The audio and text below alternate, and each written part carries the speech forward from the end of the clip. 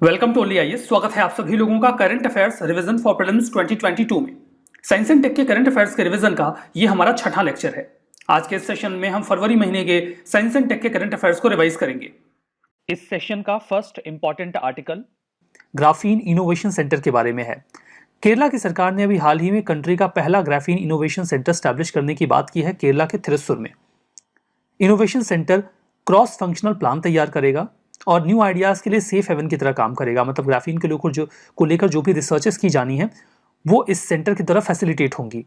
ये opportunities provide करवाएगा ना केवल इंडिविजुअल्स को बल्कि ग्रुप्स को भी, कि वो कोलैबोरेट कर सकते हैं। अलग अलग कॉन्टिनेंट की जो कंट्रीज़ हैं, अलग अलग टाइम जोन में एग्जिस्टिंग कंट्रीज़ हैं, कि वो आपस में अपने थॉट्स के जो इंपॉर्टेंट क्रिएशंस हैं उन्हें शेयर कर सकें और आइडियाज़ को टेस्ट कर सकें through this centre, innovation centre. India innovation centre for graphene ये 86.41 करोड़ की कॉस्ट पे स्टैब्लिश किया जा रहा है। स्टेट गवर्नमेंट इसके लिए जो भी रिक्वायर्ड बेसिक इंफ्रास्ट्रक्चर है उसे प्रोवाइड करवाएगी। अब आपके मन में सवाल होगा कि ग्राफीन है क्या?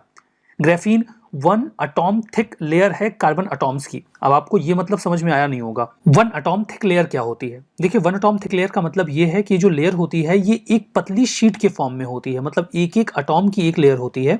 ये आपको केवल 2D में मिलेगा, इसका 3D स्ट्रक्चर आपको नहीं मिलेगा। एटॉम्स इस तरीके से अरेंज होते हैं कि एक हेक्सागोनल जो 6 एटॉम का स्ट्रक्चर होता है वो तैयार हो जाता है। ये काफ़ी ज़्यादा इस हिसाब से पतला होगा क्योंकि एक ही एटॉम की लेयर होगी। इलेक्ट्रिकली और थर्मली बहुत ज़्यादा कंडक्टिव है। मतलब अगर आप इससे इलेक्ट्रिसिटी का फ्लो करवा रहे हैं तो लॉस बहुत ही कम होगा या नहीं होगा। काफ़ी फ्लेक्सिबल है, ट्रांसपेरेंट है और बहुत ही ज़्यादा स्ट्रॉन्ग मटेरियल है ये, जिसका इस्तेमाल कई तरीके से किया जा सकता है। 19वीं शताब्दी से, in fact I will say 20th century से ही जो साइंटिस्ट हैं इस मटेरियल को लेकर काफ़ी ज़्यादा इंटरेस्टेड रहे थे। बाद में 2004 में इसे एक फिजिकल फॉर्म दिया गया और जिन साइंटिस्ट ने इसे खोजा था 2010 में उन्हें इसके लिए नोबेल प्राइज भी दिया गया। ये काफ़ी वंडरफुल मटेरियल है, इसीलिए कई बार इसे वंडर मटेरियल कहा जाता है। जो इसकी इलेक्ट्रिकल या इलेक्ट्रॉनिक्स प्रॉपर्टीज़ हैं उसके लिए इसका इस्तेमाल हम इंडियम यहाँ पर OLED यानी कि ऑर्गेनिक लाइट एमिटिंग डायोड में भी कर सकते हैं, जिसका इस्तेमाल स्मार्टफोन्स या स्क्रीन्स को ग्लो करने के लिए किया जाता है या उसमें जो रोशनी आती है उसके लिए। स्टडीज़ में ऐसा पाया गया है कि इससे उनकी जो कॉस्ट होगी वो कम हो जाएगी अगर हम ग्राफीन का यूज़ करें तो। ये हेक्सागोनल शेप है जिसकी अभी हम बात कर रहे थे। ग्राफीन के पास कुछ और भी प्रॉपर्टीज़ होती हैं, जैसे कि एंटी कोरोजन कोटिंग में इसका हम इस्तेमाल कर सकते हैं, पेंट्स में, प्रिसाइज सेंसर्स में, fast and efficient electronics, flexible displays, efficient solar panels, faster DNA sequencing, drug delivery और कई सारे फॉर्म में इसका इस्तेमाल हो सकता है। तो ये सारा नेक्स्ट आर्टिकल परम प्रवेग के बारे में है। इंडियन इंस्टीट्यूट ऑफ साइंसेस ने अभी हाल ही में इंस्टॉल किया है और कमीशन किया है परम प्रवेग। ये काफ़ी पावरफुल सुपर कंप्यूटर है। इसे डिज़ाइन किया है CDAC ने, यानी कि centre for development of advance computing की द्वारा। ये इंडियन एकेडमिक इंस्टीट्यूशंस के पास आज तक जो भी सुपर कंप्यूटर्स अवेलेबल हैं उनमें सबसे बड़ा है। इसे नेशनल सुपर कंप्यूटिंग मिशन के अंडर में ही तैयार किया गया है और उम्मीद की जा रही है कि इससे जो एजुकेशनल परस्यूट है, रिसर्च है, उसमें बढ़ावा मिलेगा। इस सुपर कंप्यूटर की जो कैपेसिटी है वो 3.3 पेटाफ्लॉप की है। मतलब ये एक सेकेंड में 1015 ऑपरेशंस परफॉर्म कर सकता है। नेशनल सुपर कंप्यूटिंग मिशन की बात करते हैं।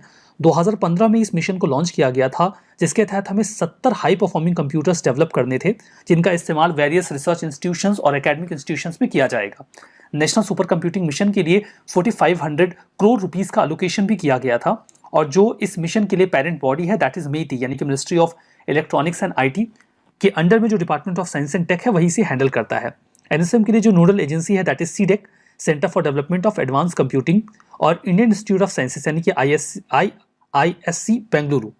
इसके तहत हमें 20,000 स्किल्ड पर्सन्स का एक स्ट्रॉन्ग बेस भी तैयार करना है जो कि सुपर कंप्यूटर्स की कॉम्प्लेक्सिटीज़ को हैंडल करने में कैपेबल हों, और ये काम भी हमें 5 सालों के भीतर करना था।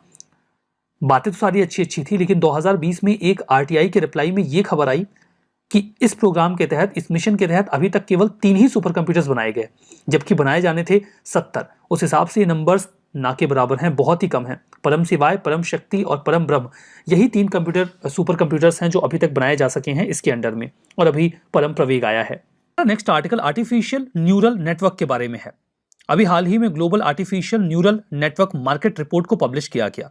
इस करंट रिपोर्ट के अकॉर्डिंग ANN मार्केट यानी कि आर्टिफिशियल न्यूरल नेटवर्क मार्केट में फिनोमिनल ग्रोथ देखने को मिलेगी 2021 से 28 के बीच में।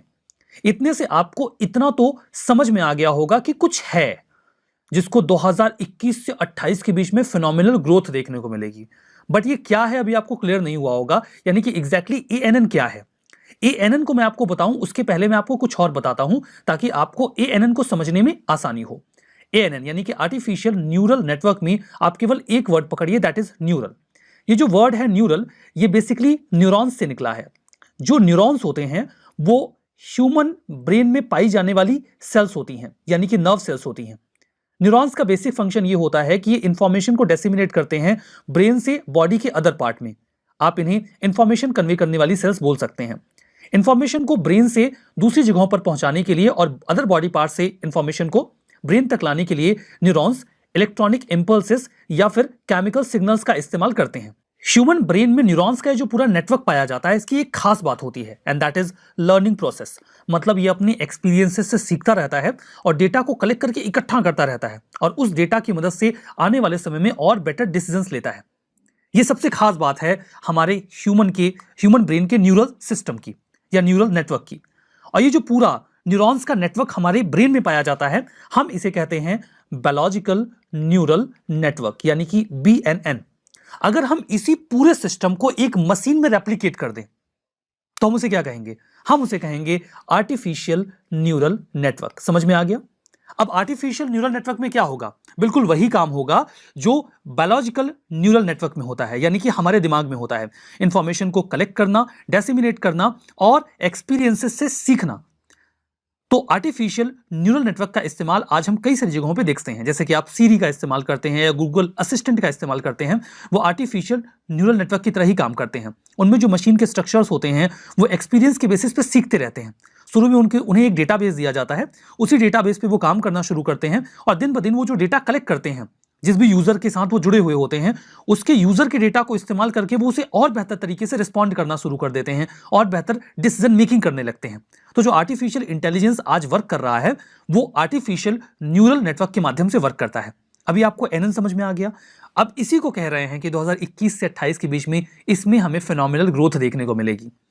जो बात मैंने अभी आपको आसान भाषा में समझाई वही बात यहां पर लाइन बाय लाइन लिखी गई है, वो भी मैं आपको बता देता हूं इन ब्रीफ। एएनएन को न्यूरल नेटवर्क के नाम से पुकारा जाता है। यह सबसेट है मशीन लर्निंग का, जो कि डीप लर्निंग एल्गोरिदम के सेंटर में होता है। सही बात है। इनका जो नाम और स्ट्रक्चर है वो ह्यूमन ब्रेन से ही इंस्पायर्ड है। कैसे इंस्पायर्ड है वो आपको समझ में आ गया होगा। ये बिल्कुल उसी तरीके से काम करता है जैसे बायोलॉजिकल न्यूरॉन्स सिग्नल्स भेजते हैं एक दूसरे को और वर्क करते हैं।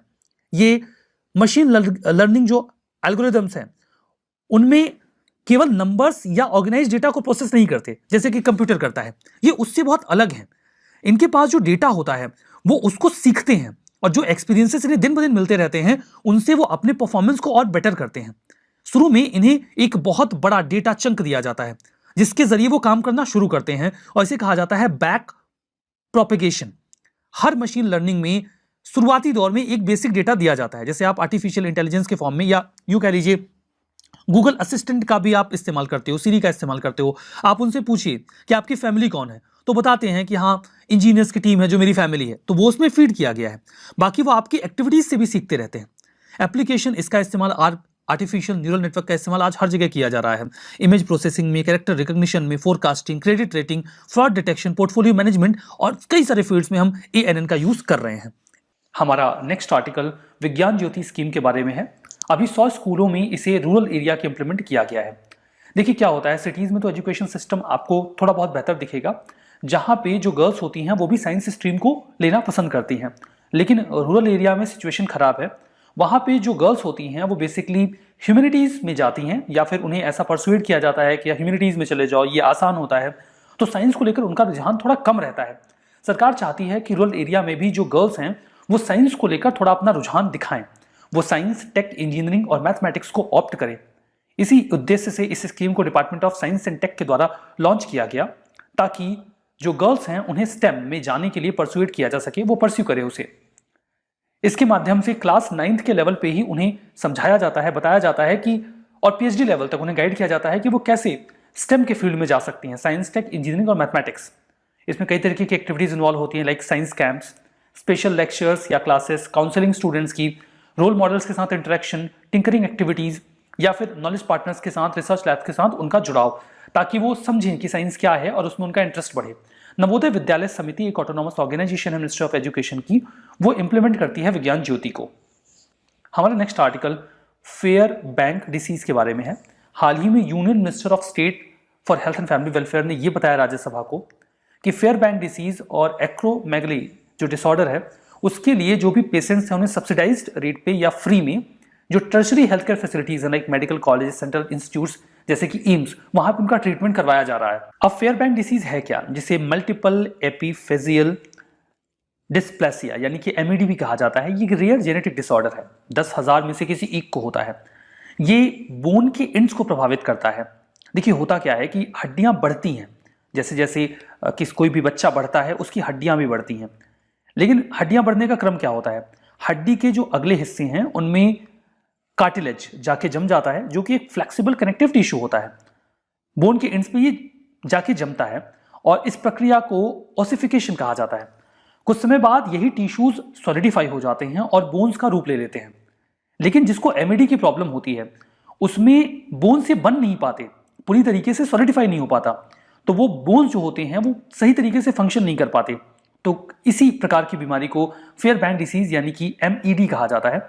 इसमें अक्सर पेन देखने को मिलता है और उन्हें कई बार डॉक्टर्स के पास जाना पड़ जाता है।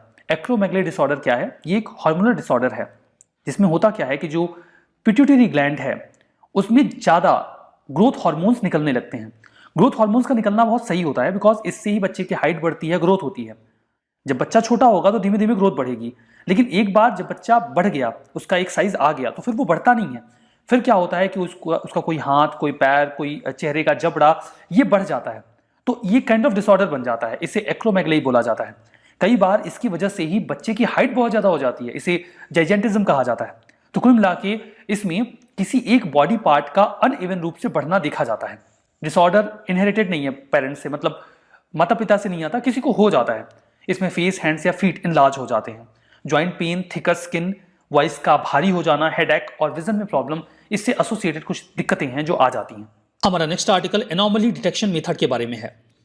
इंडियन इंस्टीट्यूट ऑफ एस्ट्रोफिजिक्स के साइंटिस्ट ने अभी हाल ही में एक नया तरीका आइडेंटिफाई किया है जिसके माध्यम से वो हैबिटेबल प्लैनेट्स को आइडेंटिफाई करने की कोशिश करेंगे। उन्होंने आर्टिफिशियल इंटेलिजेंस बेस्ड एल्गोरिदम का इस्तेमाल किया।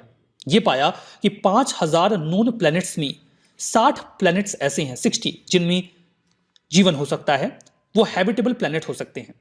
एनोमली का मतलब होता है विसंगति। विसंगति का मतलब ये होता है कि कुछ ऐसा जो सामान्यतया नहीं होता लेकिन कभी कभी हो जाता है। वो अर्थ को एक एनोमली मानते हैं। एनोमली क्यों? क्योंकि इन जनरल जो प्लैनेट्स हमें दिखे हैं वो हैबिटेबल नहीं है, वहां जीवन संभव नहीं है, लेकिन अर्थ पे है, तो अर्थ एक एनोमली है। उनका ऐसा मानना है कि ऐसी कई अन्य एनोमलीज हो सकती हैं यूनिवर्स में, तो हमें उन एनोमलीज का पता लगाना है जहां पे जीवन की संभावना हो, और इसे वो कह रहे हैं एनोमली डिटेक्शन मेथड। जैसे अर्थ अपने सोलर सिस्टम के गोल्डीलॉक्स जोन में आता है, जहां पर पानी जो है वो लिक्विड स्टेट में रह सकता है, इसलिए जीवन की संभावना है।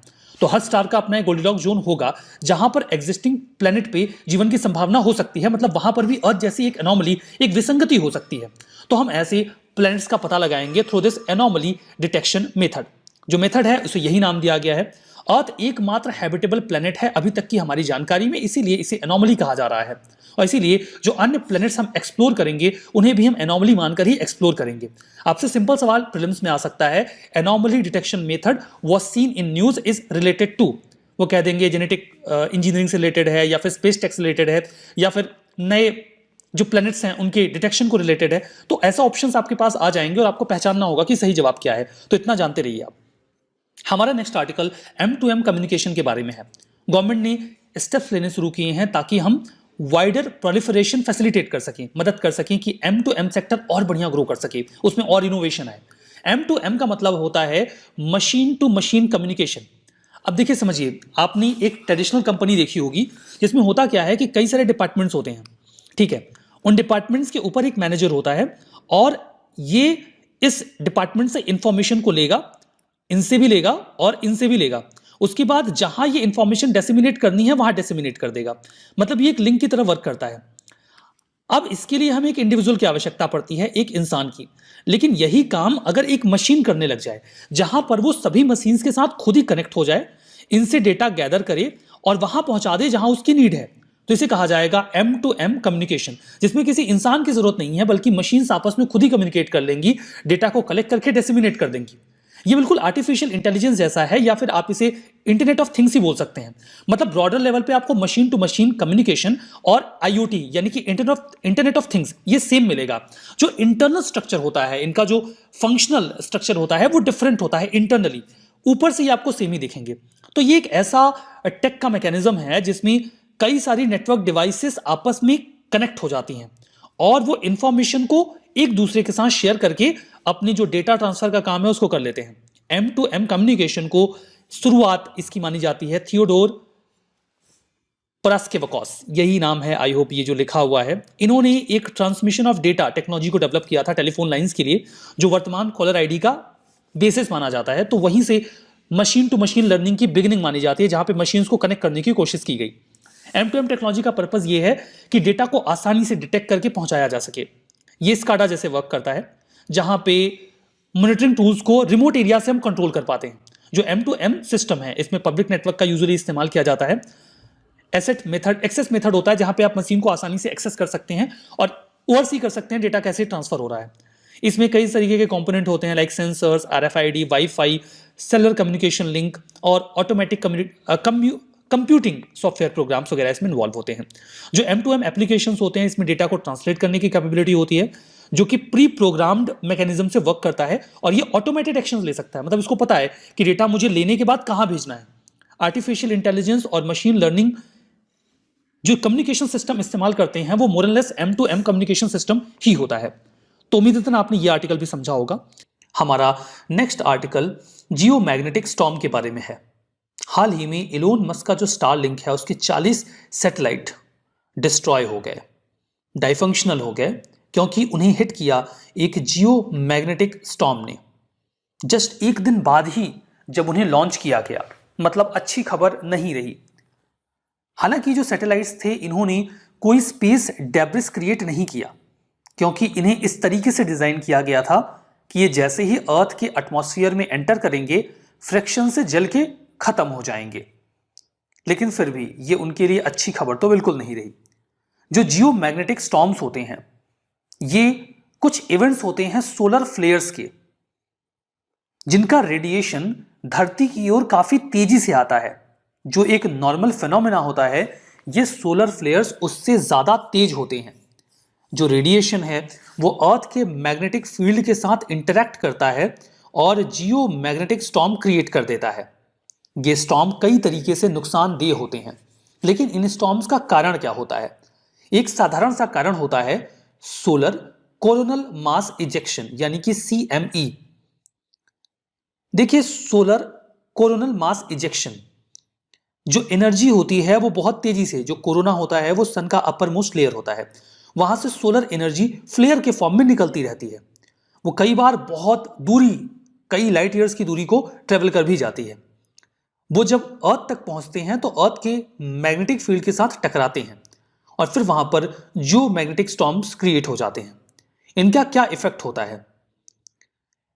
जियो मैग्नेटिक स्टॉर्म्स या जो जियो मैग्नेटिक फील्ड का टकराव होता है सोलर फ्लेयर्स के साथ, वही नदन और सदन हेमिस्फीयर में पोलर रीजन में ऑरोरास क्रिएट करता है। हमें आसमान में कलरफुल लाइट्स दिखाई देती हैं। इसका अगर नुकसान देखा जाए तो ये कई बार कम्युनिकेशन सिस्टम को डिसरप्ट कर देते हैं अगर रेडिएशन बहुत तेज हो तो, और अर्थ पे कई बार कम्युनिकेशन को डिफिकल्ट बना देते हैं ये सोलर स्टॉर्म्स। जियोमैग्नेटिक स्टॉर्म्स को कैसे क्लासिफाई किया जाता है, ये कितने ज्यादा सीवियर हैं, उसके बेसिस पर इनका क्लासिफिकेशन होता है G1 से लेकर G5 के बीच में। G1 के जो स्टॉर्म्स होते हैं ये सेफेस्ट लेवल के स्टॉर्म्स माने जाते हैं, मतलब बहुत खतरनाक नहीं है। इनसे जो हमें अप टू नुकसान होता है वो ये होता है कि पावर ग्रिड्स कई बार प्रभावित हो जाती हैं, थोड़ा बहुत फ्लक्चुएशन देखने को मिलता है, सैटेलाइट के ऑपरेशंस में माइनर इंपैक्ट देखने को मिल सकता है, और हमें ऑरोरास दिखते हैं नदन और सदन हेमिस्फीयर में, पोलर रीजन में। लेकिन अगर ये जियो मैग्नेटिक स्टॉर्म्स बहुत ज्यादा एक्सट्रीम लेवल पे पहुंच जाएं तो इस लेवल को G5 लेवल कहा जाएगा। यहां पर वोल्टेज को कंट्रोल करने की प्रॉब्लम आने लगती है और कई ग्रिड सिस्टम जो इलेक्ट्रिसिटी की सप्लाई करते हैं वो पूरी तरीके से कोलैप्स कर जाते हैं और ब्लैकआउट की सिचुएशन क्रिएट हो जाती है, बिजली चली जाती है, रेडियो वेव्स ट्रेवल नहीं कर पाते, कई बार तो ये 1 से 2 दिनों तक चलता रहता है। लो फ्रिक्वेंसी रेडियो डाइफंक्शनल हो जाते हैं, कई घंटों तक उनसे काम नहीं लिया जा पाता। जो ऑरोराज हैं वो हमें लोअर लैटिट्यूड्स पर भी देखने को मिल जाते हैं, जैसे कि वो पोलर रीजन में हम जब जाते हैं तो 30, 60, 90 हम हायर लैटिट्यूड की ओर जाते हैं, लेकिन हमें लोअर लैटिट्यूड में भी ऑरोराज को तुलनात्मक रूप से देखने को मिल जाता है। ठीक है, हमारा next article Parker solar probe के बारे में है। वाइल्ड फील्ड इमेजर जो पार्कर सोलर प्रोब में लगा है, जिसका कोर ऑब्जेक्टिव तो जो सन का कोरोना है उसे स्टडी करना है, मतलब सूर्य की जो सबसे ऊपरी सतह है, आउटर मोस्ट लेयर है उसकी। लेकिन अभी हाल ही में इन्होंने वीनस के सरफेस की एक पिक्चर क्लिक की। बहुत ही स्टनिंग कॉन्टिनेंट है ये, प्लेन प्लेटूज और एक लेयर ऑक्सीजन की भी डिटेक्ट की गई। मैं आपको बता दूं कि ये इमेज इतनी इंपॉर्टेंट क्यों है। इस इमेज को उन्होंने तो इस फॉर्मेट में क्लिक किया, लेकिन बाद में उसकी इमेजिंग करके एक कलरफुल पिक्चर अवेल कर ली गई और वो काफी ज्यादा इंटरेस्टिंग रही। ये इसलिए रोचक है बिकॉज अभी तक ये माना जाता रहा कि जो वीनस है वो मल्टीपल लेयर जो क्लाउड का है उससे घिरा हुआ होता है, इसीलिए ऊपर से आप उसकी पिक्चर क्लिक कर नहीं पाएंगे, वो नहीं मिलेगा। वैसे यूएसएसआर ने कई सारे लैंडर्स वहां पर भेजे हैं, लेकिन टेम्परेचर इतना हाई हो जाता है वहां पे कि वहां लेड भी पिघल जाएगा। तो कोई भी लैंडर जो वहां गया 3 घंटे के बाद वो फंक्शन कर नहीं पाया, तो बहुत सक्सेसफुल रहा नहीं। लेकिन इस पिक्चर के मिलने के बाद काफी ज्यादा एक्साइटमेंट रही वैज्ञानिकों के भीतर। प्लैनेट के कलर के बारे में थोड़ा बहुत आइडिया लगा, वहां का जो पूरा टोपोग्राफी था हमने उसे समझा। यद्यपि सोलर प्रोब नाम में ही स्पष्ट है कि ये सन के कोरोना को स्टडी करने के लिए जा रहा है ताकि वो मैग्नेटिक फील्ड वगैरह के सैंपल कलेक्ट कर सके। अचीवमेंट हमें क्रिटिकल इन्फॉर्मेशन देती है सन के बारे में, और अभी वीनस के बारे में थोड़ी बहुत जानकारी मिल गई।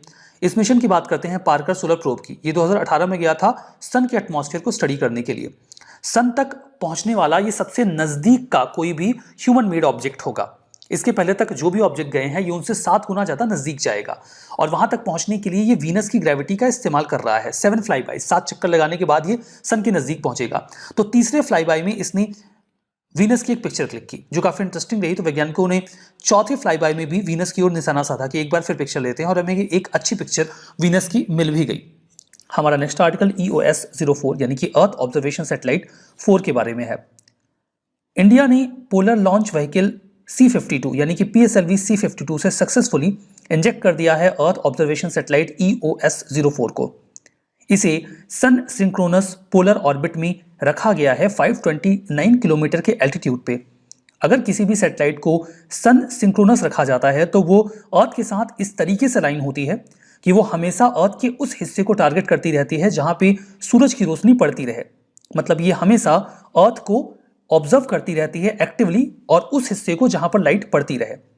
ये सूर्य का चक्कर 365 दिनों में जैसे अर्थ लगाती है वैसे ही लगाता है। EOS 04 इस सीरीज की चौथी सैटेलाइट है। रडार इमेजिंग सैटेलाइट है, 1710 kg की है। 10 सालों का इसका टाइम स्पैन है जिसमें ये फंक्शन करेगी। सैटेलाइट हाई क्वालिटी इमेजेस भेजेगी, वेदर कंडीशंस के बारे में जानकारी देगी जो कि agriculture, forestry, plantation, soil moisture and hydrology, hydrology का मतलब होता है वाटर पैटर्न, और फ्लड मैपिंग, इन सब की जानकारी ये दे देगी। अभी हमारे पास कुछ ऐसे सैटेलाइट्स हैं जो अर्थ के बारे में हमें डेटा देती हैं, जैसे कि Resourcesat, Cartosat, RISAT 2B series. इन सभी के कामों को ये कॉम्प्लीमेंट करेगा। ये तो भेज ही रहे हैं डेटा, अब ये भी भेजेगा। अर्थ ऑब्जर्वेशन सैटेलाइट के नाम EOS से स्टार्ट किए गए कुछ समय पहले, इनफैक्ट 2020 में मैं कहूँगा। इसके पहले अलग अलग नाम होते थे, लेकिन फिर ये हुआ कि EOS रखते हैं, पता चलेगा कि ये अर्थ को ऑब्जर्व करने वाली सैटेलाइट्स हैं। 2020 में पहली EOS 01 गया। ये ऑर्बिट में अभी है और अपना काम कर रहा है। EOS 02 इसे तैयार किया जा रहा है लॉन्च करने के लिए। ये तैयार पूरा हो नहीं पाया, इसे हम लॉन्च करेंगे स्मॉल सैटेलाइट लॉन्च व्हीकल यानी कि SSLV से।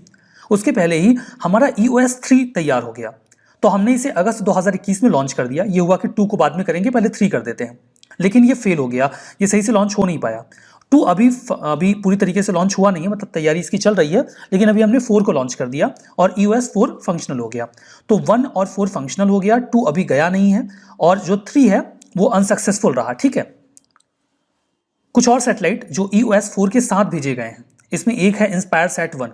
ये स्टूडेंट्स का सैटेलाइट है जिसे Indian institute of space sciences Thiruvananthapuram के स्टूडेंट्स ने तैयार किया है यूनिवर्सिटी ऑफ कोलोराडो के साथ, जो यूएस में है, उनके साथ मिलकर। ये अपर एटमॉस्फेयर की जानकारी देगा एक्सरे स्पेक्ट्रोमीटर की मदद से। दूसरा है INS-2TD। बेसिकली है ये कि इंडिया और भूटान एक ज्वाइंट सैटेलाइट लॉन्च करने वाले हैं मार्च 2022 में। अभी ये गया नहीं है, ये उसका टेक्नोलॉजी डेमोन्स्ट्रेटर था। इसके माध्यम से हम बता रहे हैं कि ऐसे सैटेलाइट भेजेंगे और ये बढ़िया से काम करेगा। इसमें एक थर्मल इमेजिंग कैमरा होगा जो अर्थ को ऑब्जर्व करने के लिए काम करेगा। तो ये तो सैटेलाइट बाद में जाएगी, इसको हमने इसकी जो टेक्नोलॉजी है जाने वाली, उसे ही इसके जरिए डेमोन्स्ट्रेट किया है। वो लासा फीवर के बारे में है। 3 लोग डायग्नोज किए गए थे लासा फीवर से यूके में, और उनमें से एक की अभी मौत हो गई है। ऐसा माना जा रहा है कि ये लोग वेस्ट अफ्रीकन कंट्रीज में से ट्रेवल करके आए थे और वहीं से ये इन्फेक्शन उन्हें हुआ था। लासा फीवर एक जोनेटिक एक्यूट वायरल हेमोरेजिक डिसीज है। जोनेटिक का मतलब ये होता है कि ये किसी एनिमल से इंसानों में फैल जाती है, और हेमोरेजिक का मतलब होता है कि जो इंटरनल ऑर्गन्स होते हैं उनमें ब्लीडिंग स्टार्ट हो जाती है। लासा फीवर के बारे में हमें जानकारी मिली थी 1969 में, जब नाइजीरिया के लासा में इसे रिपोर्ट किया गया था। प्राइमरली ये वेस्ट अफ्रीकन कंट्रीज में ही देखा जाता है, जैसे कि सीरा लियोन, लाइबेरिया, गिनी और नाइजीरिया, जहाँ का ये एंडेमिक भी है, मतलब वहाँ पर मेजरली पाया जाता है। इसका स्प्रेड देखिए रोडेंट से होता है, यानी कि चूहों से, जिन्हें मल्टीमेमाटे रैट कहा जाता है। ये चूहे इसे इंसानों में इन्फेक्ट करते हैं। कोई व्यक्ति अगर इससे इन्फेक्ट हो गया, उसके होने का क्रम ऐसा हो सकता है कि चूहे ने किसी फूड आइटम को खाया हो और उसे इन्फेक्ट कर दिया हो, और बाद में उसे इंसान ने कंज्यूम कर लिया, या फिर जो चूहा है या रोडेंट है उसके यूरिन या फैसेस से कोई भी इंसान कांटेक्ट में आ गया, तो ये लासा फीवर उसे हो सकता है। अगर किसी व्यक्ति को लासा फीवर है भी, तो जब तक उसके सिम्टम्स शो ना होने लग जाएं, किसी अन्य व्यक्ति को वो नहीं हो पाएगा। महज गले मिलने से, हाथ मिलाने से या नज़दीक बैठने से भी ये नहीं फैलता, और सिम्टम्स को आने में 1 से 3 हफ्ते तक का समय लग जाता है। माइल्ड सिम्टम्स के फॉर्म में फीवर, फटीग, वीकनेस या हेडेक देखे जाते हैं, और अगर सिचुएशन खराब हो तो इंटरनल ब्लीडिंग स्टार्ट हो जाती है, सांस लेने में तकलीफ, vomiting, facial swelling, chest back में पेन, कई तरीके की दिक्कतें होने लग जाती हैं। और अगर दिक्कत बढ़ गई तो 2 हफ्तों में व्यक्ति की मौत भी हो सकती है, जिसमें मल्टी ऑर्गन फेल्योर देखा जाता है, एक एक करके बॉडी पार्ट्स फेल होने लगते हैं।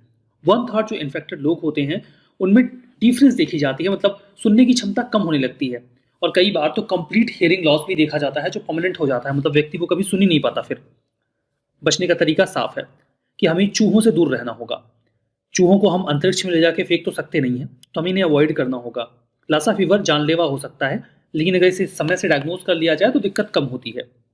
हमारा नेक्स्ट आर्टिकल म्यूज और हेलियो स्वार्म प्रोजेक्ट के बारे में है। एक्चुअली में नासा ने प्लान किए हैं 2 साइंस मिशन। पहले का नाम है multi slit solar explorer mission, या इससे शॉर्ट में आप म्यूज मिशन बोल सकते हैं, और दूसरे का नाम है हेलियो स्वार्म। देखिए, जो सन के ऊपर का एटमॉस्फेयर होता है उसे कहते हैं हेलियोस्फीयर, ठीक है, और स्वार्म का मतलब होता है झुंड। मतलब कि कई सारे स्पेसक्राफ्ट हेलियोस्फीयर में भेजे जाएंगे सन के एटमॉस्फेयर की जानकारी के लिए। म्यूज मिशन की बात करते हैं, ये सन के कोरोना को स्टडी करेगा, वहाँ के हीटिंग पैटर्न को समझेगा, वहाँ पे जो इरप्शंस होते हैं उनकी जानकारी इकट्ठा करेगा जो स्पेस में देखने को मिलते हैं। फर्दर हमें सोलर एटमॉस्फेयर की डीपेस्ट जानकारी मिल जाएगी, जिसके लिए हम मल्टी स्लिट स्पेक्ट्रोमीटर के यूज को देखेंगे जो नासा करेगा, और सन की कोरोना की अच्छी जानकारी लेगा। हेलियो स्वार्म मिशन में कॉन्स्टलेशन स्वार्म या फिर झुंड होगा, जिसमें 9 स्पेसक्राफ्ट शामिल होंगे। ये सन के हेलियोस्फीयर में जाएंगे, वहाँ के मैग्नेटिक फील्ड में जो फ्लक्चुएशंस हैं उन्हें स्टडी करेंगे, सोलर विंड्स के मोशंस को देखेंगे जो कि सोलर विंड टर्बुलेंस क्रिएट करते हैं। जो आउटर मोस्ट एटमॉस्फेयर है सन के लेयर का, उसे ही हेलियोस्फीयर कहा जाता है। वहाँ पर ये प्रोजेक्ट जा रहा है, दैट्स वाई इसे कहा गया है हेलियो स्वार्म। इसके लिए $250 मिलियन खर्च करने की बात की गई है। इसके अलावा ये जो पहला प्रोजेक्ट था म्यूज, इसके लिए $192 मिलियन खर्च करने का प्लान यूएसए का है। Satellite broadband services, internet services access करने के लिए अगर आप वाईफाई लगवाते हैं तो आपके घर में आता है एक ऑप्टिकल फाइबर, जिससे आपको इंटरनेट मिलता है। लेकिन ऑप्टिकल फाइबर हर जगह नहीं जा सकता। जैसे आप रूरल एरिया में जाइए, वहाँ पे इंटरनेट की कनेक्टिविटी आपको वाईफाई के फॉर्म में नहीं मिलेगी, बिकॉज वहाँ पे ऑप्टिकल फाइबर नहीं बिछाए गए हैं। लेकिन क्या हो कि इंटरनेट सैटेलाइट के माध्यम से मिलने लग जाए, इसके लिए अलग अलग कंपनीज बिड कर रही हैं कि इंडिया में सैटेलाइट के माध्यम से जो इंटरनेट है उसे प्रोवाइड करवाया जाए, जिसमें स्टारलिंक और वनवेब काफ़ी ज़्यादा आगे हैं। लेकिन अभी अचानक से जियो ने इस पूरे सेगमेंट में एंट्री कर दी। डिजिटल सर्विस कंपनी जियो प्लेटफॉर्म ने एक ज्वाइंट वेंचर क्रिएट किया लग्जमबर्ग की एक कंपनी के साथ, जो कि satellite linked content connectivity solutions provide करता है, और इस कंपनी का नाम है SES। ये जियो के साथ मिलकर भारत में सैटेलाइट ब्रॉडबैंड सर्विसेज देगा, मल्टी ऑर्बिट स्पेस नेटवर्क का इस्तेमाल करेगा ये जियो, जिसमें ये ज्वाइंट वेंचर है ओवरऑल हम कहें तो, जिसमें जियो यानी कि जियो स्टेशनरी इक्वेटोरियल ऑर्बिट और मियो यानी कि मीडियम अर्थ ऑर्बिट की बात यहाँ पे जो वो अपने सैटेलाइट्स हैं वो बिछाएंगे। अब मैं इन ऑर्बिट्स के बारे में आपको ज़्यादा जानकारी नहीं दूंगा, लेकिन मैं आपको ये बताऊंगा कि इन ऑर्बिट्स की सिग्निफिकेंस क्या है इस पूरे ब्रॉडबैंड सर्विसेज को देने में, और इस ऑर्बिट की वजह से कैसे ये पूरा जो ज्वाइंट वेंचर है जियो का ये एज ले लेगा। इसके माध्यम से मल्टी गीगाबाइट लिंक्स प्रोवाइड किए जा सकेंगे और इंटरनेट की कनेक्टिविटी को सैटेलाइट के माध्यम से बढ़ाया जाएगा। जो ज्वाइंट वेंचर है SES का सैटेलाइट डेटा मिल जाएगा जियो को, फर्दर कनेक्टिविटी सर्विसेज भी वो प्रोवाइड करवाएंगे। 100 Gbps कैपेसिटी प्रोवाइड करवाएगा SES, जो भारत में अवेलेबल होगी ब्रॉडबैंड की जगह पे जो सैटेलाइट सर्विसेज हैं उनके रूप में। अब देखिए, इसके पहले जो स्टारलिंक या OneWeb बिड कर रहे हैं कि वो इंडिया में सैटेलाइट के माध्यम से इंटरनेट देंगे। अब यहाँ पे अंतर क्या आ रहा है, देखिए, जो जियो का ज्वाइंट वेंचर है वो जियो और मियो में अपनी सैटेलाइट्स लगा रहे हैं, जबकि इलोन मस्क का जो स्टारलिंक है और जो भारती ग्रुप का OneWeb है वो अपनी सैटेलाइट्स को लोअर अर्थ ऑर्बिट में लगा रहे हैं।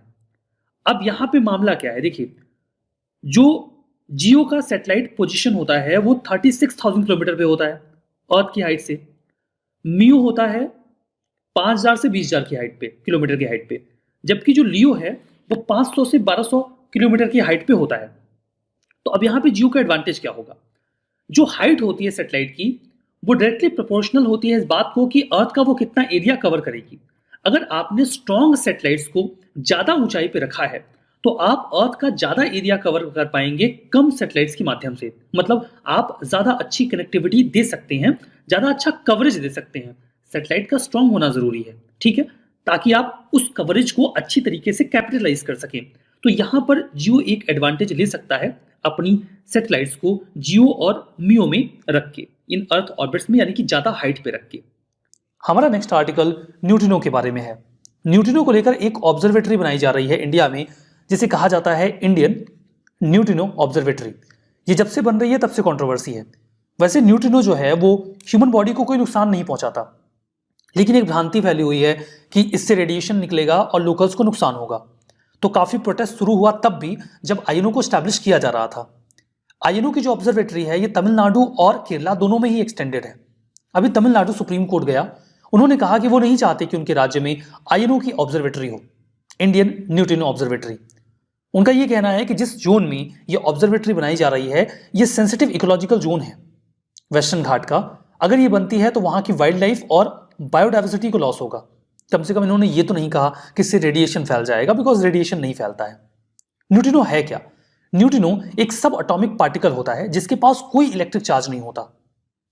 ऐसा माना जाता है कि यूनिवर्स में लाइट के जो पार्टिकल्स होते हैं यानी कि फोटॉन्स, उनके बाद अगर सबसे अधिक मात्रा में कुछ पाया जाता है तो वो न्यूट्रिनोज ही होते हैं। मतलब पूरे यूनिवर्स में ये बहुत बड़ी संख्या में है, यूनिवर्स के एक बहुत बड़े हिस्से में ये फैले हुए हैं। अब यहां पर देखिए, इन्हें 1931 में सबसे पहले प्रेडिक्ट कर दिया गया था कि न्यूट्रिनो जैसा कुछ होता है, लेकिन फॉर द फर्स्ट टाइम 1959 में क्लाइडे कोआन और फ्रेड रेनिस ने इसके बारे में कुछ क्रक्स खोजा। फॉर द फर्स्ट टाइम खोजा गया कि हाँ, न्यूट्रिनोज होते भी हैं। इनके 3 फ्लेवर्स या 3 टाइप्स होते हैं। इलेक्ट्रॉन न्यूट्रिनो जो इलेक्ट्रॉन के साथ जुड़े होते हैं, म्यूऑन जो म्यूऑन के साथ जुड़े होते हैं, और टाउ जो टाउ पार्टिकल्स के साथ एडेड होते हैं। इन्हें आसानी से कैच नहीं किया जा सकता। इन्हें कैच कर पाना इसलिए भी पॉसिबल नहीं होता, जैसे कि मैंने आपको बताया, इन पे कोई इलेक्ट्रिक चार्ज नहीं होता। तो अगर इनके पास कोई इलेक्ट्रिक चार्ज नहीं होता तो फिर ये किसी भी पार्टिकल से, किसी भी ऑब्जेक्ट के साथ इंटरैक्ट ही नहीं करते। लाइक अगर न्यूट्रिनोज गुजर रहे हैं और आप वहां पे अपना हाथ लगा दें तो आप ये हाथ को पार करके निकल जाएंगे, वो हमारे हाथ के साथ इंटरैक्ट नहीं करेंगे। And that is the reason कि हमारी बॉडी को चूंकि ये टच नहीं करते तो नुकसान भी नहीं पहुंचाते, लेकिन इसीलिए ये डिटेक्ट करने में भी काफी मुश्किल हो जाती है। यहां पर ये कुछ सवाल भी हैं, या फिर ऐसा माना जाता है कि जो यूनिक प्रॉपर्टीज हैं न्यूट्रिनोज की, वो हमें ये बता सकती हैं कि यूनिवर्स बना कैसे है। जैसे ये कहा जाता है एक बहुत बड़ी मिस्ट्री है मैटर और एंटी मैटर को लेकर। ऐसा माना जाता है जब यूनिवर्स बना तो यूनिवर्स में दोनों थे, मैटर और एंटी मैटर। मैटर और एंटी मैटर जब आपस में टकराएंगे तो एक एक्सप्लोजन हो जाएगा और इमेंस एनर्जी निकलेगी, बहुत बड़ी एनर्जी निकलेगी।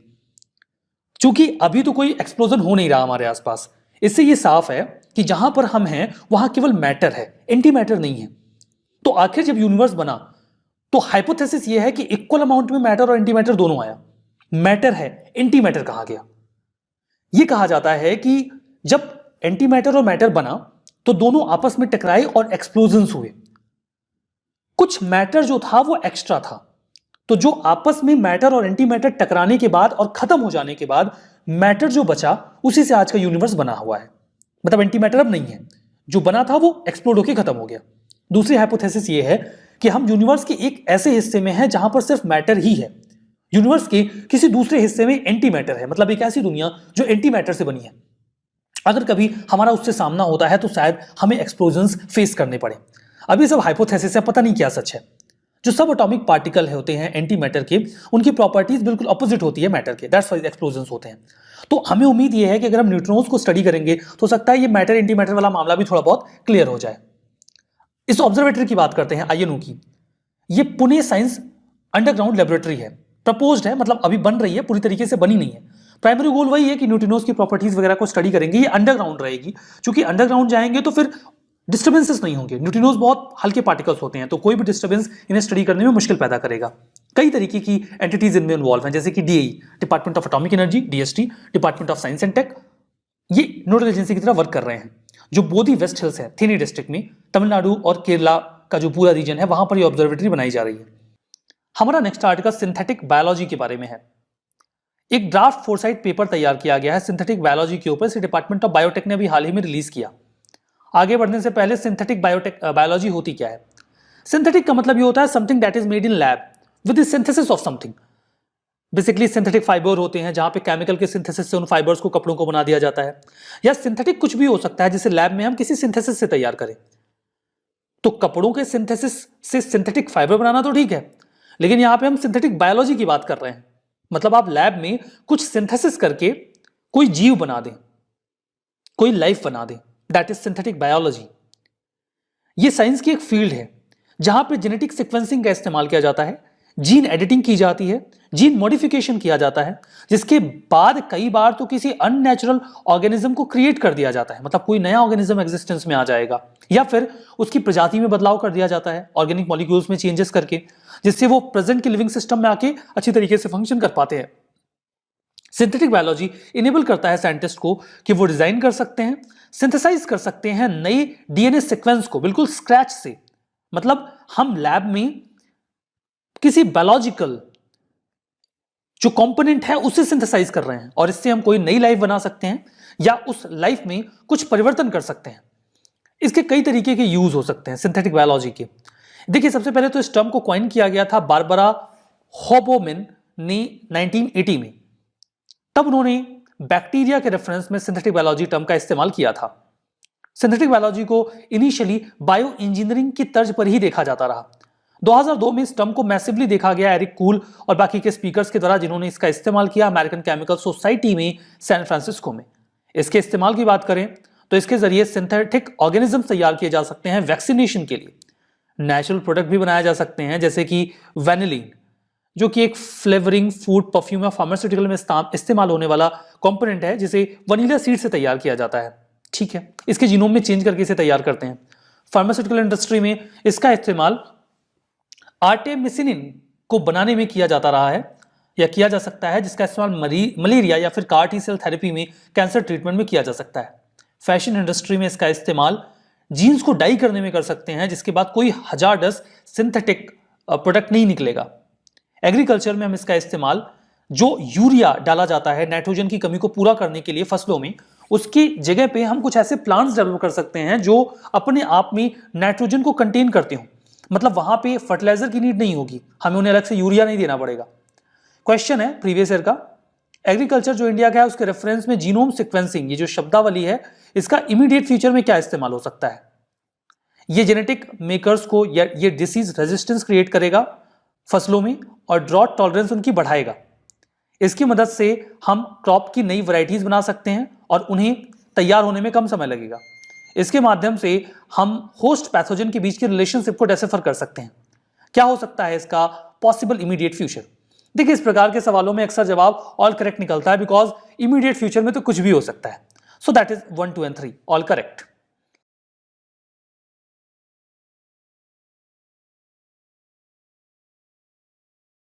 हमारा नेक्स्ट आर्टिकल ऑब्स्ट्रक्टिव स्लीप एपनोइया के बारे में है। देखिए, ये न्यूज में आया बिकॉज म्यूजिक कंपोजर और सिंगर बप्पी लहरी जी, जिनकी उम्र 69 ईयर्स थी, अभी हाल ही में उनका देहांत हुआ ऑब्स्ट्रक्टिव स्लीप एपनोइया यानी कि ओएसए की वजह से। हम इसे ओएसए बोल सकते हैं। ओएसए काफी प्रेवलेंट होता है, लेकिन इसका डायग्नोसिस बहुत कम हो पाता है बिकॉज लोग बहुत देरी से जान पाते हैं कि उन्हें ऐसी कोई दिक्कत हो रही है। कुछ लोग इसे नॉर्मली लेना शुरू कर देते हैं, बाद में समझ में आता है कॉम्प्लिकेशन ज्यादा है। जो ओएसए है, इसमें जो थ्रोट और अपर एयरवेज है जहां से हम सांस लेते हैं, वो बीच बीच में रुक जाता है, जिससे सांस बंद हो जाती है। देखिए, जब हम सोते हैं ना, तो हमारे बॉडी पार्ट्स का रिलैक्स होना बहुत नॉर्मल सा काम है। हमारे बॉडी में जो मसल्स हैं या जीभ है वो रिलैक्स हो जाता है, लेकिन इसका मतलब ये नहीं है कि जो हमारा सांस लेने की नली है वही बंद हो जाए। जब हम सांस लेते हैं तो हवा नाक और मुंह से हमारे श्वास नली में जाती है और फिर यहां से ये कनेक्ट होके लंग्स तक जाती है। यहाँ पे जो मसल्स होती हैं वो रिलैक्स करती हैं, लेकिन वो इतनी रिलैक्स नहीं करती कि वो आके ये जो पूरा श्वास नली है उसको ब्लॉक कर लें। लेकिन जिसको ओएसए की प्रॉब्लम होती है, उसका जो अपर एयरवे है या जो मसल्स हैं थ्रोट की, वो इतनी ज्यादा रिलैक्स हो जाती हैं कि वो सांस लेने वाली नली को ब्लॉक कर देते हैं। अब इससे सोते वक्त अचानक से व्यक्ति की सांस रुक जाती है, तो वो जग जाएगा, फिर वो एक्टिव हो जाएंगी जो मसल्स हैं, तो वो सांस ले पाएगा, फिर सोएगा, फिर सांस रुक जाएगी, फिर वो झटके से उठ जाएगा। अब इससे रात में कई बार सांस अटक जाती है और नींद टूट जाती है। ऐसे व्यक्तियों को बहुत दिक्कत होती है। कई सारे इसके कारण हो सकते हैं, मोटापा यानी कि ओबेसिटी, या फिर एक्स्ट्रा फैट जो लार्निक्स या फिर फायरिंग्स, ये जो मसल्स होती हैं थ्रोट की, वहां पर अगर जम जाए तो उसकी वजह से भी एयरवे के क्लोज ऑफ होने की संभावना बढ़ जाती है सोते वक्त। जो मसल्स होती हैं वो नींद में रिलैक्स करती हैं, लेकिन इस कंडीशन में, ओएसए की कंडीशन में, वो इतनी रिलैक्स हो जाती हैं कि नस को ही ब्लॉक कर देती हैं। गार्डन होस की तरह, जैसे पाइप जो होता है जिससे आप गार्डन में पानी देते हैं, घरों में भी हो सकता है आपके पास हो, अगर उसमें पानी ना हो तो बिल्कुल चिपक जाती है पाइप को। फिर पानी आप लेकर आओ, जो नरम होती है पाइप, वो फिर से खुल जाती है। तो वहां पर इसी तरीके से जो श्वास नली है वो दब जाती है या मसल्स उसे दबा देती हैं, तो सांस रुक जाती है। जब कोई हवा लंग्स में एंटर नहीं करती है तो जो ऑक्सीजन बॉडी में है वो यूज हो जाती है, खत्म हो जाती है। उसके बाद जो पर्सन है वो सांस नहीं ले पाता, तो उसका ब्रेन उसे जगा देता है, वो सबकॉन्शियसली ब्रीदिंग स्टार्ट कर देता है, फिर सोता है और ये प्रैक्टिस रिपीट होती रहती है। अब देखिए, इससे कोई व्यक्ति मरता नहीं है सांस रुक जाने से, क्योंकि नींद तो खुल जाएगी और फिर से व्यक्ति सांस ले लेगा। लेकिन इससे कई तरीके की और दिक्कतें हो जाती हैं, जैसे कि हार्ट अटैक का खतरा बढ़ जाता है, स्ट्रोक्स आने की संभावना बढ़ जाती है लो ऑक्सीजन लेवल की वजह से। लॉन्ग रन में ये प्रॉब्लम ब्लड प्रेशर बढ़ा देता है, एबनॉर्मल हार्ट रिदम्स हो जाएंगे, या फिर और मेटाबॉलिक डिसऑर्डर्स हो सकते हैं। ये ओबेसिटी बढ़ने की वजह से हो सकता है। इसकी वजह से डिप्रेशन में भी व्यक्ति जा सकता है, मतलब कई सारी परेशानियां हो सकती हैं। ये महिलाओं में 4%, जबकि पुरुषों में 13.4% होने की संभावना रहती है। किस व्यक्ति को इसके लिए चेकअप करवा लेना चाहिए? अगर किसी व्यक्ति को स्नोरिंग या चोकिंग की प्रॉब्लम हो रही है, सांस रुक रही है, या कोई बहुत खर्राटे लेता है, तो ये प्रॉब्लम हो सकती है। जितने भी लोग खर्राटे लेते हैं सबको ये प्रॉब्लम हो जरूरी नहीं है। अगर कोई व्यक्ति ग्रोगी या फिर डिजी महसूस करता है, सो के उठने के बाद ऐसा उसे लग रहा हो कि उसने एक आध बोतल दारू पी रखी है, तो भी उसे दिक्कत हो सकती है। मॉर्निंग में आप स्लीपी फील कर रहे हो खूब 8 घंटे 10 घंटे की नींद के बाद भी, या फिर आप पूरे दिन सुस्त महसूस करते हो, तब भी आपको चेकअप करवा लेना चाहिए, दिक्कत हो सकती है।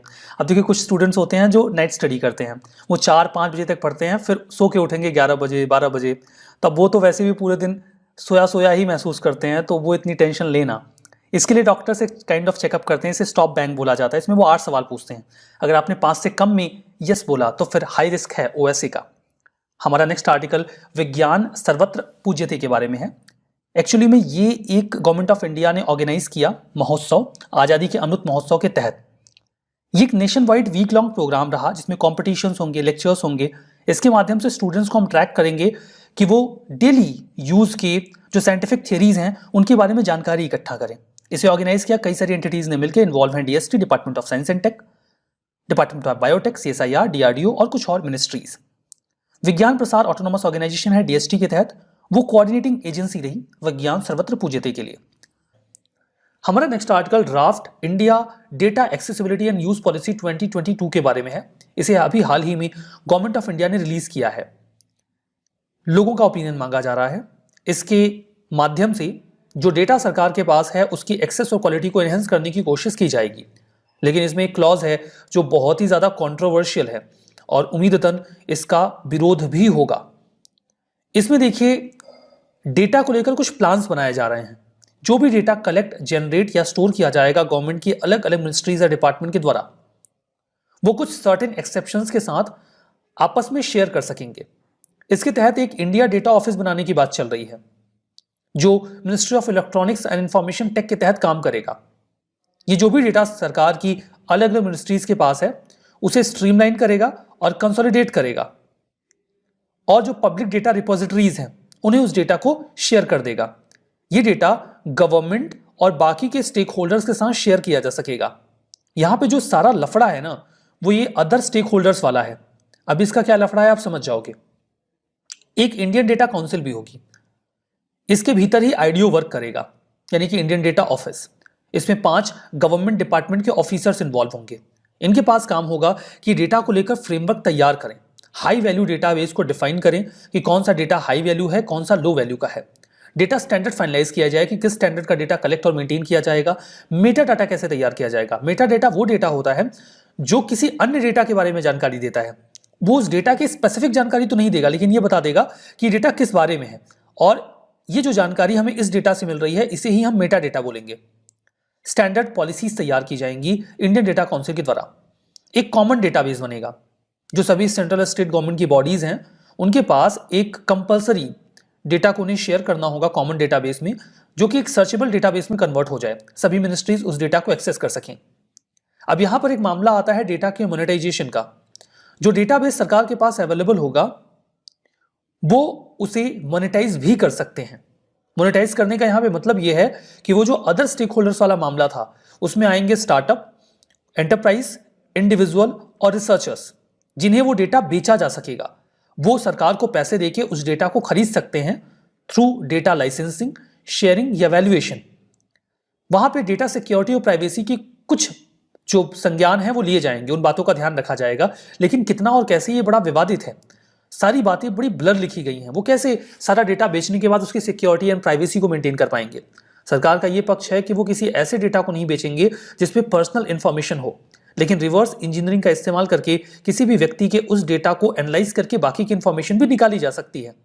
तो इसके माध्यम से तो सीधे सीधे डेटा को बेचने की तैयारी चल रही है। यू कैन से जो डेटा शेयरिंग टूल किट है उसे भी तैयार किया जाएगा कि कौन सा डेटा शेयर हो सकता है और कौन सा नहीं, और ऐसा करते वक्त कौन सा रिस्क इन्वॉल्व है उसे कैसे मैनेज करना है। जो गाइडलाइंस हैं उन्हें इस तरीके से फ्रेम किया जा रहा है कि यह भी डिसाइड किया जा सके कि सरकार डेटाबेस कितने लंबे समय तक रखेगी। अब यहां पर देखते हैं कि इस जो पॉलिसी है वो कहां तक काम कर पाती है और इससे जो प्राइवेसी वाला मामला आएगा उसे कैसे प्रिजर्व किया जाएगा। हमारा next article fast radio burst के बारे में है।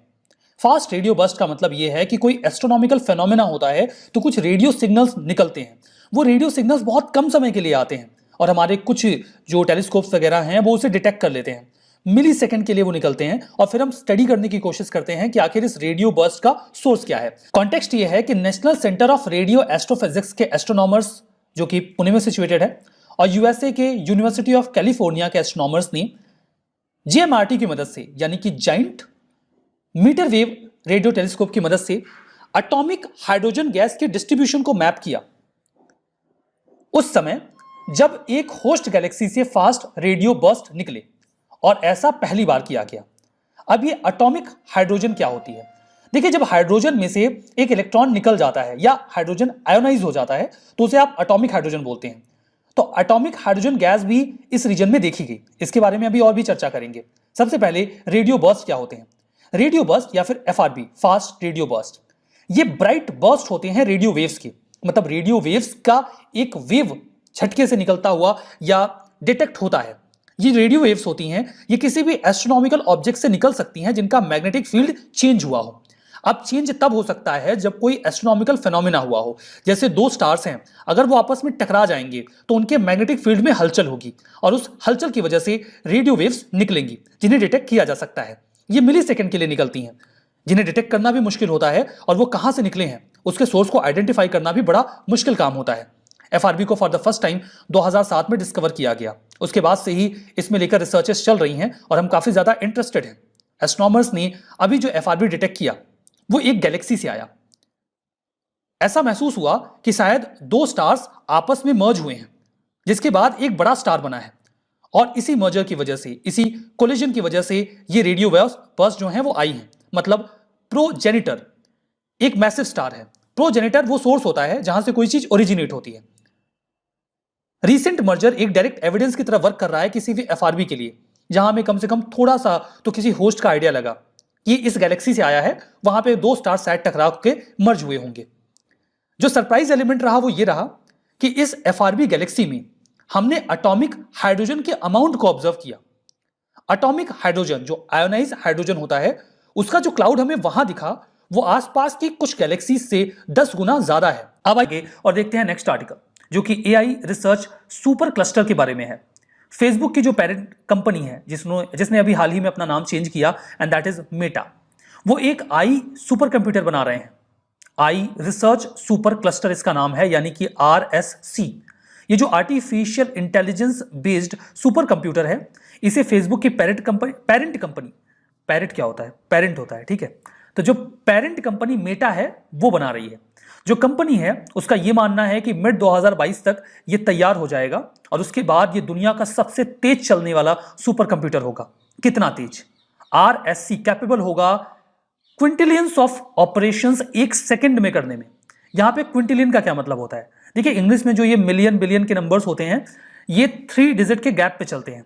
जैसे कि अगर आप 1 मिलियन कहें तो 1 के सामने 6 जीरो लगाने होते हैं आपको। बिलियन कहेंगे तो 9 लगाने होंगे। अगर आप ट्रिलियन पे जाएंगे तो फिर आपको 12 जीरो लगाने होंगे। इसके बाद आता है क्वाड्रिलियन, तो इसमें आपको 15 जीरो लगाने पड़ते हैं। और उसके आगे आता है क्विंटिलियन, तो इसमें 18 जीरो लगते हैं। ठीक है, तो ये एक फिगर मैंने आपको दे दिया। इसके बाद देखिए और भी आते हैं, सेक्सटिलियन और सेप्टिलियन वगैरह कुछ नंबर्स आते हैं, वो इतने काम के नहीं है। ठीक है, बाकी आप बता दिया मैंने आपको कि हाँ, ये नंबर्स 3 डिजिट के सीक्वेंस में आगे बढ़ते हैं। और ये जो क्विंटिलियन है ये कहां पे लाई करता है? अब यहां पे देखिए, ये कई तरीके के टास्क परफॉर्म कर पाएगा। दुनिया का सबसे तेज कंप्यूटर होगा, तो ये कई सारी लैंग्वेजेस के बीच में ट्रांसलेशन कर पाएगा टेक्स्ट का, जिससे हार्मफुल कंटेंट को मेटा प्लेटफॉर्म या फेसबुक पे हटाने में मदद मिलेगी। ये एआई मॉडल के बेसिस पर एआई को और स्ट्रेंथन करेगा। डिफरेंट लैंग्वेजेस में टेक्स्ट को एनालाइज करना, इमेजेस को या वीडियोस को एक साथ एनालाइज करना आसान होगा। ये रियल टाइम वॉइस ट्रांसलेशन करने में भी कैपेबल होगा, जिससे कि अलग अलग ग्रुप के लोग जो आपस में बातचीत करते हैं रिसर्च प्रोजेक्ट में, उसे कोऑर्डिनेट करने में मदद मिल जाएगी और हम ऑगमेंटेड रियलिटी टूल्स को भी बेहतर तरीके से इस्तेमाल कर पाएंगे। पेंडेमिक के बाद आर्टिफिशियल इंटेलिजेंस और मशीन लर्निंग को लेकर डिमांड और बढ़ी है और इस दिशा में इस प्रकार के सुपर कंप्यूटर्स निश्चित तौर पे एक लैंडमार्क साबित कर सकते हैं। हमारा नेक्स्ट आर्टिकल क्वांटम की डिस्ट्रीब्यूशन के बारे में है। साइंटिस्ट की ज्वाइंट टीम जो कि डीआरडीओ और आईआईटी दिल्ली से बिलोंग करते हैं। डीआरडीओ मतलब defence research and development organisation और आईआईटी दिल्ली, इन्होंने for the first time successfully demonstrate किया क्वांटम की डिस्ट्रीब्यूशन की टेक्नोलॉजी को, जिसमें चाइना काफी ज्यादा एडवांस कर चुका है। इंडिया भी इस दिशा में काम कर रहा है। ये जो कम्युनिकेशन है, ये प्रयागराज जो कि उत्तर प्रदेश में है और उससे लगभग 90 किलोमीटर की दूरी पर स्थित विंध्याचल, ये दोनों ही लोकेशंस आपको उत्तर प्रदेश में मिलेंगी, उनके बीच में स्टैब्लिश किया गया है। वैसे यहां पे लिखा गया है कि ये डिस्टेंस 100 किलोमीटर की है, बट एक्चुअली में ये डिस्टेंस 86 किलोमीटर की है टू बी प्रिसाइज। QKD ये शॉर्ट है क्वांटम की डिस्ट्रीब्यूशन का। ये प्राइमरली एक मैकेनिज्म है जिसके माध्यम से सिक्योर कम्युनिकेशन स्टैब्लिश किया जाता है। मतलब मैसेजेस को ऐसे कम्युनिकेट करना कि उसे कोई बीच में इंटरसेप्ट करके पढ़ ना पाए। सिक्योर कम्युनिकेशन मिलिट्री पर्पज से बहुत ही ज्यादा जरूरी होता है। यहां पे हम क्रिप्टोग्राफिक प्रोटोकॉल्स का इस्तेमाल करते हैं, जिसमें हम क्वांटम मैकेनिक्स को यूज करते हैं। अब आपके मन में ये सवाल होगा कि एक्चुअली में ये पूरा मैकेनिज्म कैसे वर्क करता है। तो मैं आपको बता दूं कि जो टेक्नोलॉजी है इसमें 2 साइड्स इन्वॉल्व होते हैं और मैसेजेस को इनक्रिप्टेड फॉर्म में भेजने के बाद उसे खोलने के लिए एक सीक्रेट की भेजी जाती है और जो सीक्रेट की होती है वो क्वांटम कम्युनिकेशन का इस्तेमाल करके तैयार की जाती है, या उसमें क्यूबिट्स क्वांटम बिट्स का इस्तेमाल किया जाता है। क्यूबिट क्या होते हैं? देखिए, क्वांटम कम्युनिकेशन में जो सबसे बेसिक यूनिट होती है वो बिट होती है, और इसे क्वांटम बिट या फिर शॉर्ट में क्यूबिट कहा जाता है। इन क्यूबिट्स के फॉर्म में जो इनक्रिप्टेड की है उसे ऑप्टिकल फाइबर के माध्यम से भेजा जाता है। चलिए आपके लिए इसे थोड़ा और आसान करते हैं। एग्जाम्पल लेते हैं। यहां पे दो इंडिविजुअल्स हैं, एक एलिस और दूसरे बॉब। एलिस को एक मैसेज भेजना है बॉब तक, वो भी ऐसे कि उसे कोई इंटरसेप्ट करके पढ़ ना पाए। इस मैसेज को एलिस सबसे पहले इनकोड करती हैं और नॉर्मल पब्लिक इनसिक्योर चैनल से भेज देती हैं बॉब तक। बॉब तक ये मैसेज तो पहुंच गया, लेकिन ये इनक्रिप्टेड है। बॉब इसे पढ़ेंगे कैसे? इसे पढ़ने के लिए बॉब को चाहिए होगी एक सीक्रेट की, जिसके माध्यम से ये इनक्रिप्टेड मैसेज ओपन होगा।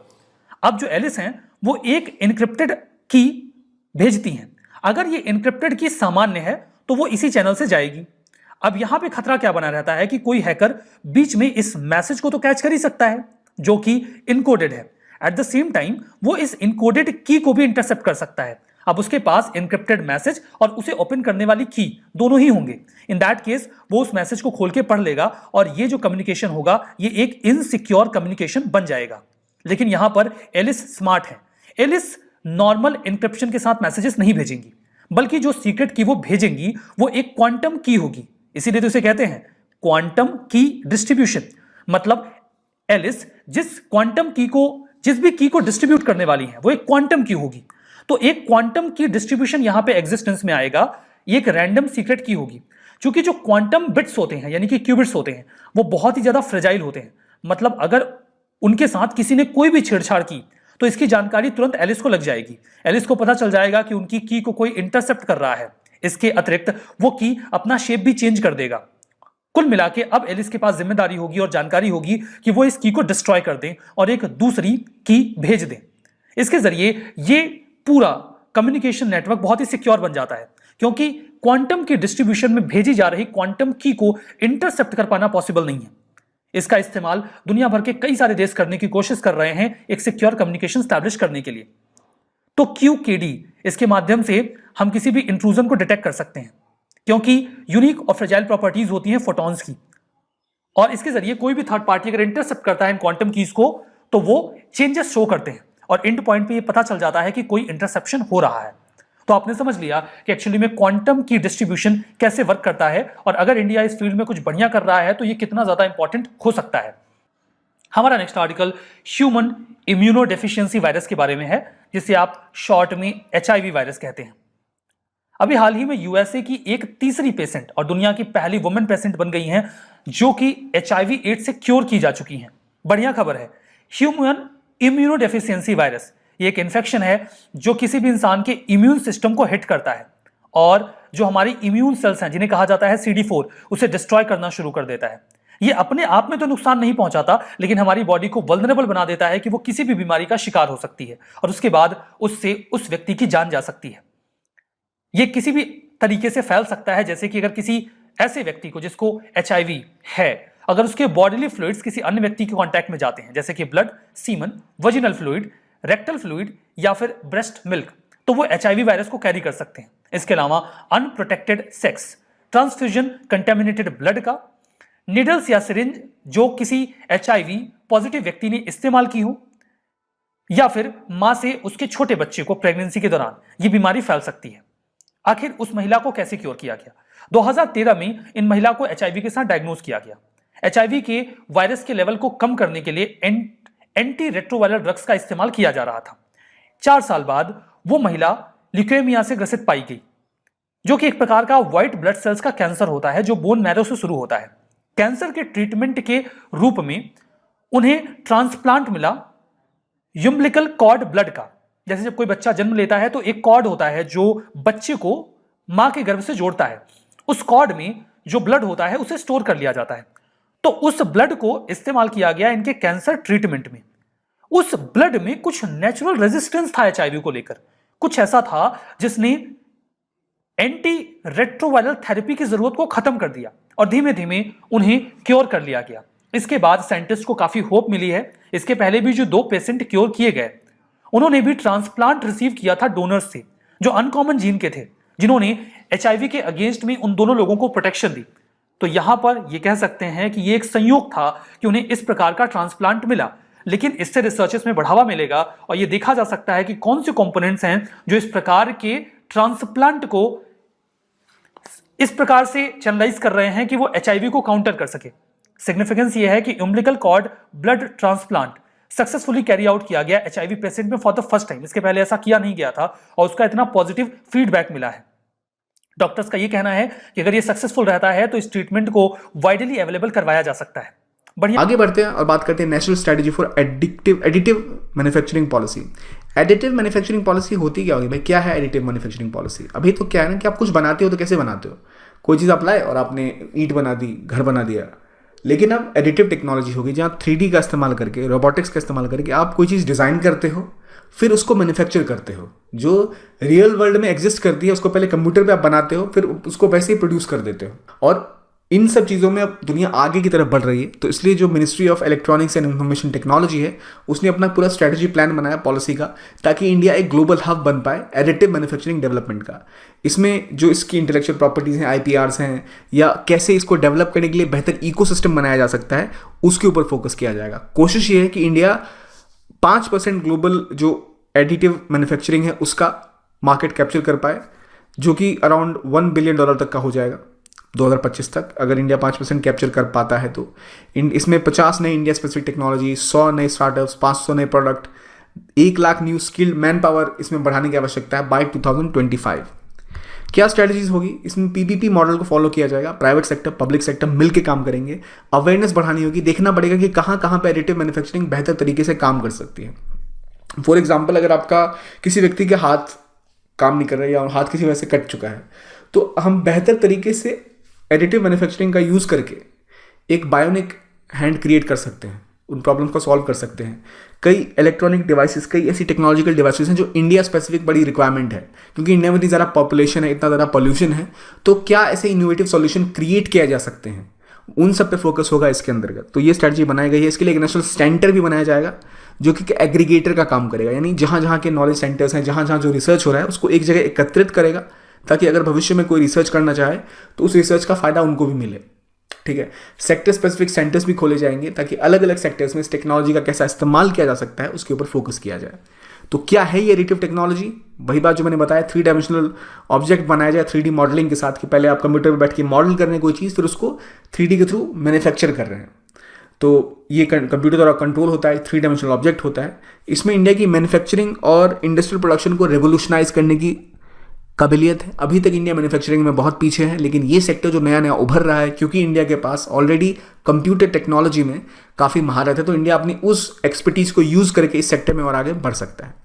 कैसे ये डेवलप होता है? ये रहा 3D एक मॉडल लेंगे, उसके ऊपर आप स्लाइसिंग करेंगे, फिर आप लेयर्स बना के उसको फाइनली प्रोड्यूस करेंगे।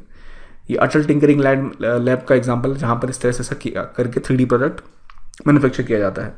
अब 3D जो प्रोडक्शन है वो काफ़ी नॉर्मल और सस्ता भी हो गया है, तो पॉसिबल है कि इंडिया इस पर और ज़्यादा खर्चा कर पाए और इसको और ज़्यादा डेवलप कर पाए। फिर बात की धारा एनोड टू इंडियन नॉलेज सिस्टम के बारे में है। यहां पर मैं आपको सबसे पहले बता देता हूं ओड का मतलब क्या होता है। ओड का मतलब होता है स्रोत। ये तो हो गया इसका हिंदी वर्ड, और वैसे इसका मीनिंग होता है सोर्स।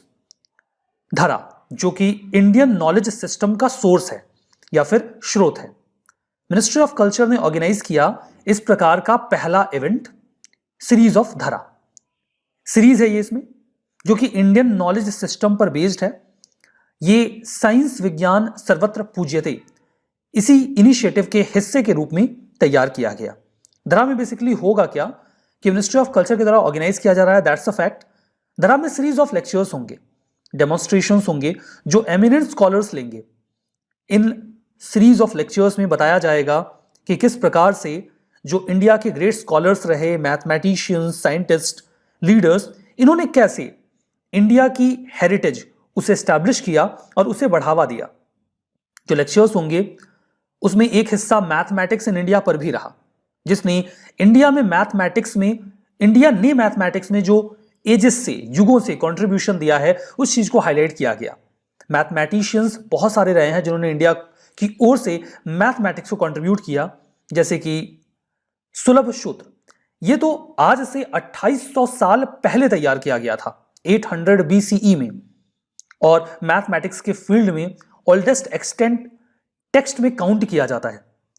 इसमें जो पाइथागोरियन थ्योरम है, जिसे आज आप इस नाम से जानते हैं और आप ऐसा कहते हैं कि पाइथागोरस ने इसे डेवलप किया था, उसके बारे में प्रॉपर जिक्र दिया गया है इस डॉक्यूमेंट में। इसके अलावा इसमें जो कर्णी होती है उसके अप्रॉक्सीमेट जो फिगर्स हैं उनके बारे में, उनके अप्रॉक्सीमेशंस के बारे में अच्छी जानकारी है। तो ये एक एंशिएंट कंट्रीब्यूशन मैथमेटिक्स को आप कह सकते हैं। दूसरा है पिंगालाज चांद शास्त्र। ये 3rd सेंचुरी BCE का एक टेक्स्ट है जो कॉम्बिनेटोरियल टेक्निक्स की बात करता है। कुछ चीजों का कॉम्बिनेशन बिल्ड करके कैसे आप आउटपुट अवेल कर सकते हैं। आपको पता है कि वर्तमान में स्टैटिस्टिक्स को डेवलप करने के लिए कॉम्बिनेशंस की बहुत ज्यादा जरूरत पड़ती है।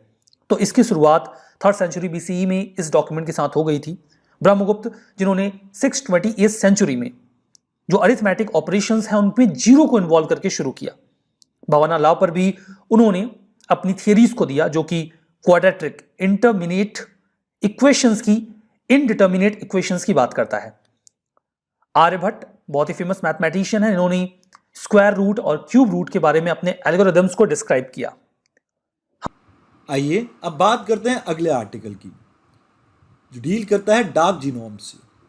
देखिए, डार्क जीनोम को समझने से पहले आपको यह समझना होगा कि यहाँ पर हम किस चीज़ की स्टडी कर रहे हैं।